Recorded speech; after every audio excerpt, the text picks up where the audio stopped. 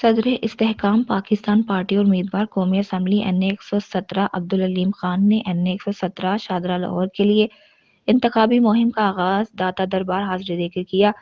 दरबार दाता साहब पर फूलों की चादर चढ़ाई, मुल्क की सलामती और अवाम की खुशहाली और अपनी कामयाबी के लिए दुआ की।